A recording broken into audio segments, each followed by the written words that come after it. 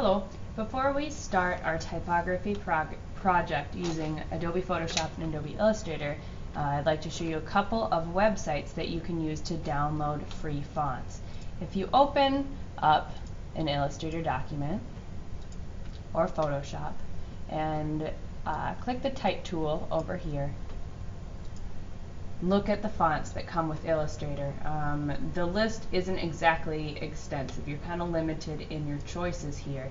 And if you search the internet through a couple of tried and true sites, you can find new and kind of exciting fonts that designers have created and then put on the web for you to use. One of my favorite sites is called Dafont.com, Dafont.com, and it's pretty easy to search, and they have an extensive repertoire of different kinds of fonts that you can download. So you can search by kind of like tag names, so fancy cartoon fonts, comic fonts, and you can also search by some of the font terminology that you learned during your web class. So we have serif, sans serif, and then different types of script fonts, and then even different fonts that don't create letters but create different pictures as well. So if I knew I wanted a font without hands and feet or hat and feet, I would choose sans serif, and I can search, I believe, by popularity or newer ones or by alphabetical names, so just kind of knowing the search options helps. I've downloaded a few of these. I can tell already I'm searching by popularity. Maybe I want to see what other designers and other digital artists are using. Elkwood, I like that one. So I might want to download that.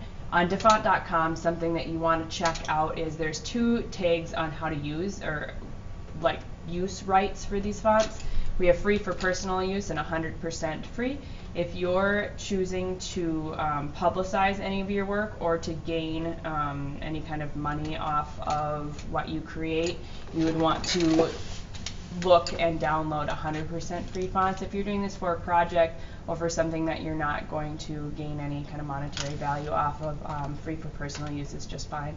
I'll click download, and then a zip drive will start to download on the bottom of my user browser. Click that, and we want to, if you want, you can read the commercial agreement, and this is created by the authors. So like I said, if you are thinking of publicizing in any way a piece that includes some of these fonts you found online, you're going to want to read this user agreement. It's a good habit to get into. So I'll double click the TTF here. It'll show me what this font looks like. Say install. I'll double click the OTF2 and see if that's any different. It's not, so I'll download the TTF. And let's do one more. I'll go to another site that I'll often use called Squirrel, to kind of odd names for websites, but it's much like Dafont.com. Say find fonts, ones that are really popular right now. You can search by popularity under the hot section, recent fonts, and then the find fonts is where you can search through classification. So maybe I want a calligraphic font. I can search through here, and when I choose one that I really like, which I'm not finding, let's just pick one of these up here. Download this one, download the TTF, click, and this should work just like it did on Dafont.com. I'll click that download, look at the user agreement if I'm thinking of publicizing anything, double click, install. You're also going to want to write down the names of fonts that you are going to use for your project. Like if you find one, open up a Microsoft Word document and write down the name and where you found it. Because of how the school resets profiles of computers, you may lose these.